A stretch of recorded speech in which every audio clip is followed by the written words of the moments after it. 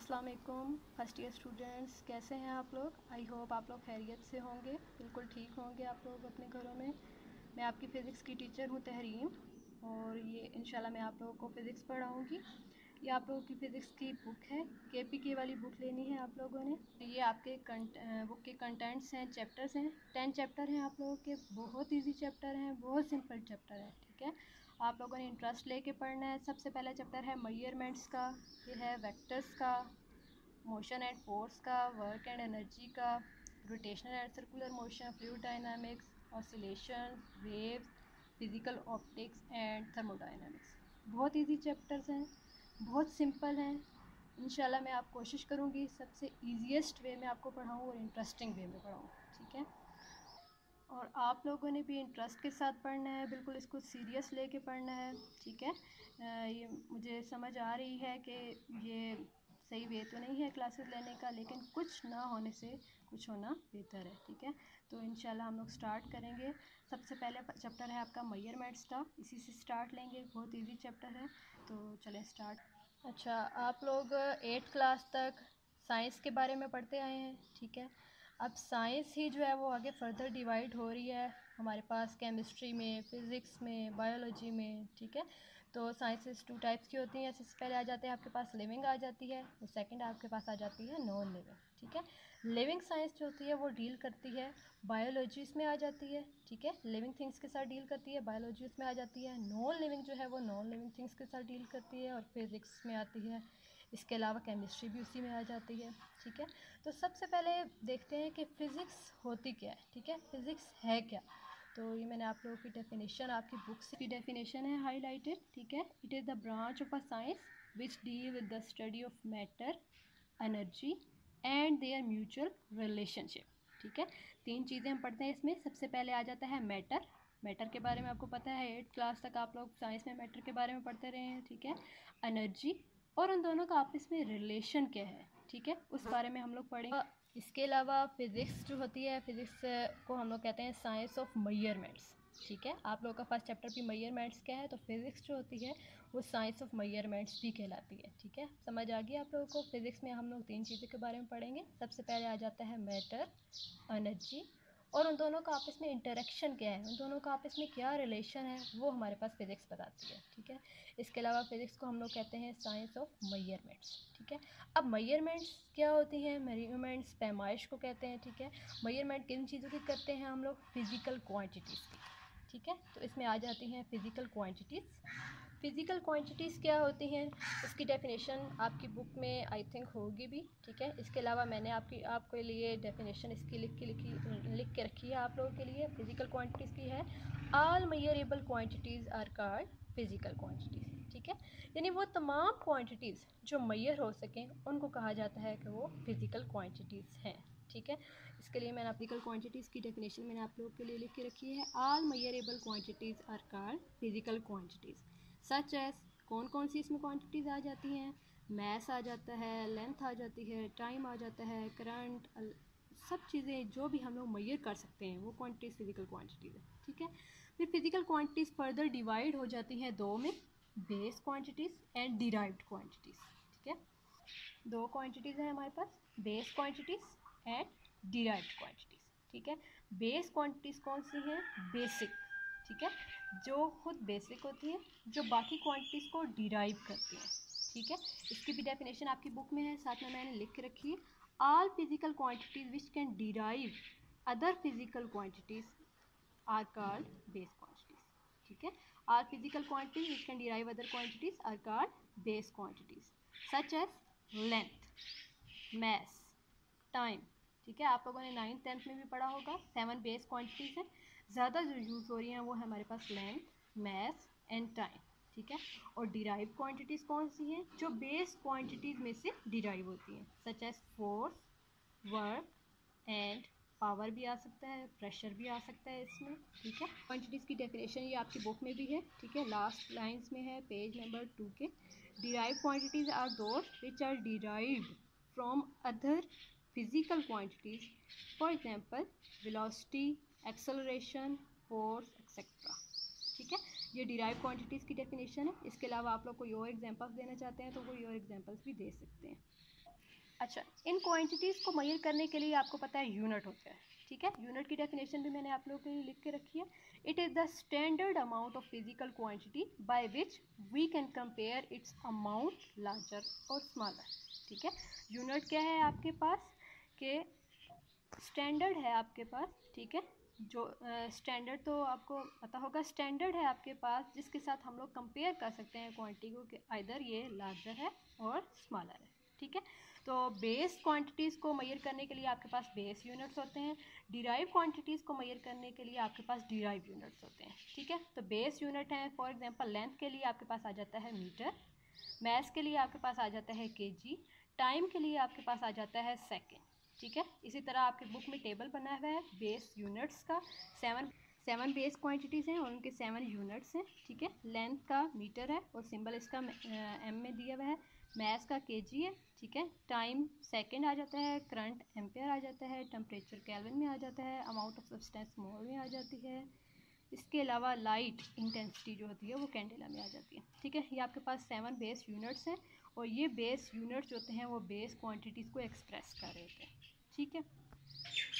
इसी तरह derived units हैं, डिराइव्ड यूनिट्स होते हैं वो डिराइव क्वांटिटीज़ को एक्सप्रेस कर रहे होते हैं, सच एज फोर्स। फोर्स आपको पता है न्यूटन सेकंड लॉ के अकॉर्डिंग एम ए की इक्वल होता है, एम मैस के लिए है, ठीक है, उसका यूनिट है केजी, और एक्सेलरेशन है मीटर्स पर सेकंड स्क्वायर में, ठीक है। तो इसका ऑन द होल यूनिट बन गया केजी मीटर पर सेकंड स्क्वायर। अब ये देखें, ये मैस और एक्सेलरेशन को मिलाकर फोर्स बनी है, ठीक है, मतलब फोर्स डिराइव क्वांटिटी है। इसी तरह वर्क डन पे आ जाए, वर्क डन का भी फार्मूला आपको पता है, फोर्स इंटू डिस्प्लेसमेंट। फोर्स आपके पास आ जाता है केजी मीटर पर सेकंड स्क्वायर और साथ में आपके पास डिस्प्लेसमेंट का यूनिट आ जाता है मीटर। तो ये मिला के ऑन द होल बन जाता है केजी मीटर स्क्वायर पर सेकंड स्क्वायर, ठीक है।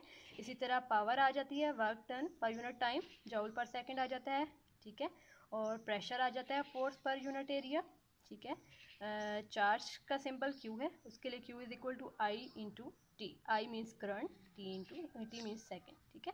तो आई जो है वो करंट है, उसका यूनिट एम्पेयर्स में होता है, टी सेकेंड में होता है, ठीक है। तो ये सारे आपके पास डिराइव्ड यूनिट्स हैं, ठीक है, जो बेस क्वांटिटी से डिराइव्ड हुए हैं उनके लिए यूनिट्स हैं, ठीक है।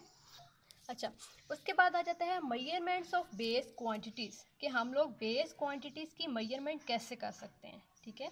तो आपके पास पहले तो होना चाहिए चॉइस ऑफ स्टैंडर्ड, ठीक है। स्टैंडर्ड की बात करते हैं, स्टैंडर्ड क्या होता है, स्टैंडर्ड होता है सपोज मैं कहती हूँ ये मेरे पास एक मार्कर है, ठीक है, ये 1 मीटर का है, सपोज सर जस्ट मैं एग्जांपल दे रही हूँ कि ये आपके पास 1 मीटर है, तो मैंने फिक्स कर दिया कि ये 1 मीटर है।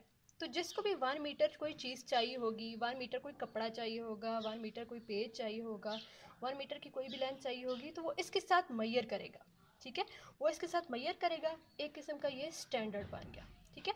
तो वेस्ट क्वांटिटीज़ को मैयर करने के लिए आपको पता होना चाहिए चॉइस ऑफ स्टैंडर्ड। दूसरा आपको पता होना चाहिए प्रोसीजर, इस चीज़ का प्रोसीजर कंपेयरिंग विद स्टैंडर्ड, ठीक है। आपने कोई भी चीज़ नाप के लानी है, मैयर करके लानी है, तो आपको स्टैंडर्ड के साथ मैयर करना आना चाहिए, कंपेयर करना आना चाहिए, ठीक है। ये मैयरमेंट के दो आपके पास रूल्स हैं, फर्स्ट चॉइस ऑफ स्टैंडर्ड, दूसरा प्रोसीजर। ये आपकी बुक पे भी मैंशनड है, फर्स्ट तो चॉइस ऑफ द स्टैंडर्ड, ठीक है, हाईलाइट मैंने कर रखे हैं, and the second establishment of procedure for comparing the quantity to be measured with the standard, ठीक है जी। ये फिजिकल क्वांटिटीज़ के टॉपिक में ही आप लोगों के लिए मैंने हाईलाइट करके रखी है। इसमें बेस क्वांटिटीज़ की डेफिनेशन भी है, डिराइव क्वांटिटी की डेफिनेशन भी है, इसके अलावा ये दोनों मेजरमेंट के रूल्स भी बताए गए हैं, ठीक है। उसके अलावा नेक्स्ट पेज पे आपके पास आ जाता है international system of units. International system of units में मतलब एसआई यूनिट्स, ठीक है। एसआई यूनिट्स किधर से, ये आप लोगों ने 9th-10th में भी इसकी हिस्ट्री पढ़ी होगी। 1960s में पेरिस में एक कॉन्फ्रेंस हेल्ड हुई थी, एक मीटिंग हेल्ड हुई थी, ठीक है, जिसमें उन्होंने सारे स्टैंडर्ड्स सेट किए थे, ठीक है, सारे के सारे स्टैंडर्ड सेट किए थे और उस स्टैंडर्ड्स में उन्होंने यूनिट्स बनाए थे जो पूरी वर्ल्ड में फिर माने जाते हैं, ठीक है। इस वजह से इसको SI यानी सिस्टम इंटरनेशनल या इंटरनेशनल सिस्टम ऑफ यूनिट्स भी कहा जाता है। इसमें आपके पास 3 टाइप के यूनिट्स आ जाते हैं। सबसे पहले आपके पास आ जाता है बेस यूनिट, अभी मैंने आपको बताया बेस क्वांटिटीज़ को एक्सप्रेस करते हैं। डिराइव यूनिट, अभी ये भी मैंने थोड़ी देर पहले बताया आपको, डिराइव यूनिट जो होते हैं वो डिराइव क्वांटिटीज़ को एक्सप्रेस करते हैं। और न्यू थिंग जो आपके लिए है वो है सप्लीमेंट्री यूनिट्स, ठीक है। 3 टाइप के हैं, base unit, derive unit, supplementary units. तो सप्लीमेंट्री यूनिट्स क्या होते हैं वो अब हम लोग देखते हैं कि सप्लीमेंट्री यूनिट्स क्या होते हैं। अच्छा जी, सप्लीमेंट्री यूनिट्स जो होते हैं वो 2 टाइप्स के हैं आपके पास। प्लेन एंगल आ जाता है, सॉलिड एंगल आ जाता है। एंगल जो होता है, ठीक है, एंगल आप लोगों ने मैथ्स में भी पढ़ा होगा, अगर बायो के स्टूडेंट्स हैं शायद मैथ में ना पढ़ा हो, लेकिन एंगल का पता होता है आपको। एंगल जो होता है वो हमारे पास सप्लीमेंट्री यूनिट्स में आ जाता है। जब 1960s में पेरिस में कॉन्फ्रेंस हेल्ड हुई थी, कुछ चीज़ें उन्होंने बेस यूनिट्स में डाली थी, बेस क्वांटिटीज़ के लिए, और डिराइव यूनिट्स में कुछ डाली थी। जो बाकी के बच गए थे, जो ना तो बेस यूनिट्स में आते थे ना डिराइव यूनिट में आते थे, वो आ जाते हैं हमारे पास सप्लीमेंट्री यूनिट्स में, ठीक है। ये आपकी बुक में लिखा हुआ भी है, ठीक है, मैं आपको दिखा देती हूँ सप्लीमेंट्री यूनिट्स का। ये स्टार्ट में the general conference weight and measurement has not yet classified certain unit of the SI under either base unit or derived unit. These SI units are called supplementary units, ठीक है। तो ये हमारे पास 2 type के हैं, plane angle आ जाता है, solid angle आ जाता है। प्लेन हमारे पास आ जाता है रेडियन, सॉलिड एंगल जो है वो हमारे पास आ जाता है स्टेरेडियन, ठीक है। प्लेन आ जाता है रेडियन, सॉलिड एंगल जो है वो हमारे पास स्टेरेडियन में आ जाता है। प्लेन एंगल जो है वो आपके पास 2 डायमेंशनल है, ठीक है। प्लेन एंगल है 2 डायमेंशनल। स्टेरेडियन जो है या सॉलिड एंगल जो है वो हमारे पास आ जाता है 3 डायमेंशनल में, ठीक है। अब 2 डायमेंशनल कौन सी चीज़ होती है जिसको आप जैसे ड्रा कर सकते हैं। फॉर एग्जांपल जैसे सर्कल है, ठीक है, सर्कल आप लोग ड्रा कर सकते हैं, ठीक है। स्क्वायर है, आप लोग ड्रा कर सकते हैं। ये 2 डायमेंशनल में चीज़ें आ सकती हैं, इसको आप लोग नोटबुक पे कॉपी पे ड्रा कर सकते हैं, ठीक है। और जो सॉलिड एंगल्स है 3 डायमेंशनल जो है उसको हम लोग ड्रा नहीं कर सकते एज इट इज़, ठीक है। तो ये आपके पास आ जाता है एक प्लेन एंगल रेडियन और सॉलिड एंगल स्टेरेडियन। रेडियन जो है वो 2 डायमेंशनल है, स्टेरेडियन जो है ये 3 डायमेंशनल है, ठीक है। और ये सप्लीमेंट्री यूनिट्स में आ जाते हैं, ठीक है। तो पहले रेडियन के बारे में पढ़ लेते हैं। रेडियन की डेफिनेशन पेज नंबर 4 पे आपकी बुक पे लिखी हुई है, मैंने हाईलाइट कर रखी है। The plane angle subtended at the centre of a circle by an arc of length equal to the radius, ठीक है। ये हमारे पास रेडियन की डेफिनेशन है। अब the plane angle subtended at the centre of a circle, वो plane angle जो circle के सेंटर में होता है, ठीक है, सर्कल के सेंटर में लाया करता है, by an arc of length equal to the radius, ठीक है। इसके लिए सबसे पहले आपको पता होना चाहिए कि सेंटर क्या है सर्कल का और आर्क क्या है, ठीक है। ये सपोज हमारे पास एक सर्कल है, ये ओ इसका जो है वो सेंटर है, ठीक है। और ये मैंने एक आर्क ड्रा की है। आर्क क्या है, सपोज ये अब रेडियस है, सर रेडियस के बारे में तो आपको पता होगा, ठीक है। ये भी एक रेडियस है, ये भी एक रेडियस है, ठीक है। ये दोनों रेडियस सर्कमफेरेंस को जहाँ पे कट कर रहे हैं, ये हमारे पास बन जाती है एक आर्क, ठीक है। एस से डिनोट की है। आर्क लेंथ आप लोगों ने मैथ्स में भी पढ़ी होगी मे बी, तो एस से डिनोट करते हैं आर्क लेंथ को, ठीक है, मैंने एस से डिनोट की है। अब ये देखें कि ये जो आर्क लेंथ है, ठीक है, ये जो आर्क लेंथ है इसकी लेंथ किसकी इक्वल है, सर्कल के रेडियस की इक्वल, ठीक है। आर्क लेंथ जो है वो सर्कल के रेडियस की इक्वल है। अगर ये आर्क लेंथ सर्कल के इस रेडियस की इक्वल है तो ये एंगल हमारे पास 1 रेडियन के इक्वल है, ठीक है। जो आपको भी मैंने डेफिनेशन से बताया था, the plane angle subtended at the centre of a circle, ठीक है। वो प्लेन एंगल 1 रेडियन मैंने डिनोट किया है, यहाँ पे सर्कल के सेंटर में बन रहा है, ठीक है। वो किस वजह से बन रहा है, ये जो आर्क है उसकी वजह से, और वो आर्क लेंथ जो है वो 1 रेडियस के इक्वल है, ठीक है, 1 रेडियस के इक्वल है। ये आपके पास फार्मूला है, थीटा से डिनोट कर रही हूँ मैं इसको रेडियन को, ठीक है। S by R, S mean arc length, R for radius, ठीक है। तो ये हमारे पास 1 रेडियन है। ये मैं आप लोगों के लिए नया है, दोबारा बता रही हूँ। ये सपोज हमारे पास एक सर्कल है, ठीक है। ये मैंने सर्कल के सेंटर में ये 2 रेडियस बना दिए, ठीक है। ये भी आपके पास रेडियस है, ये भी आपके पास रेडियस है। ये दोनों रेडियस सर्कल के सर्कमफेरेंस को कट कर रहे हैं और ये हमारे पास बन रही है एक आर्क, ठीक है, जिसको मैंने एस से डिनोट किया है। तो सर्कल के ये जो सेंटर में एंगल बन रहा है ये 1 रेडियन होगा। ये 1 रेडियन कब होगा, जब ये आर्क लेंथ एस हमारे पास इस रेडियस के इक्वल होगी, ठीक है। तो ये फार्मूला मैंने आपको बताया, theta is equal to S by R means arc length by radius, ठीक है।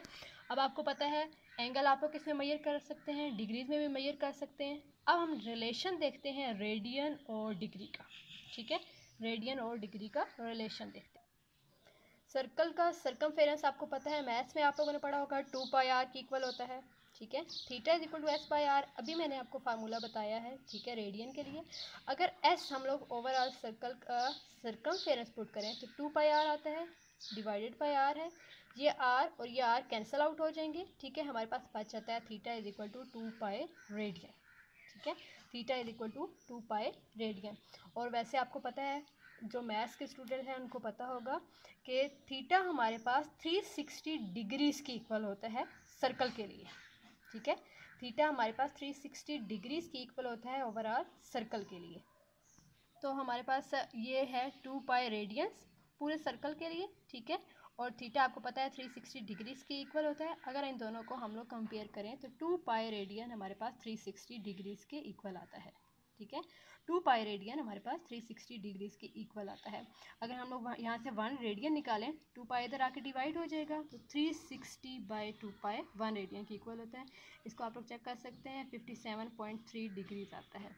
तो ये है हमारे पास रिलेशन किस किस का, relation between radian and degree, ठीक है। Theta is equal to S by R आपके पास फार्मूला होता है रेडियन के लिए।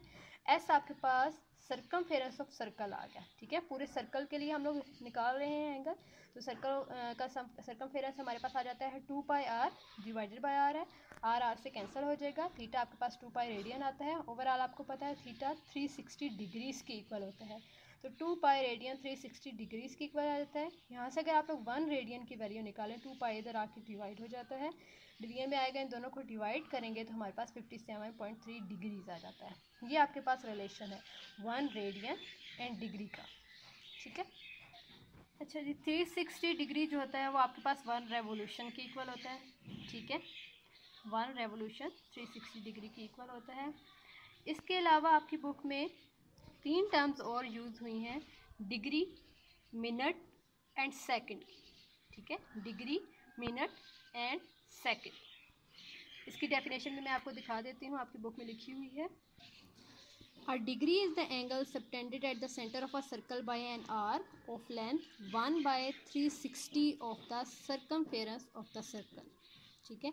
ये डिग्री की डेफिनेशन है। और ये पर्पल में हमारे पास मिनट की डेफिनेशन आ जाती है। A minute is 1 by 60th of degree and a second is 1 by 60th of a minute. अब ये क्या चीज़ है, ये मैं आपको क्लियर कर दूँ।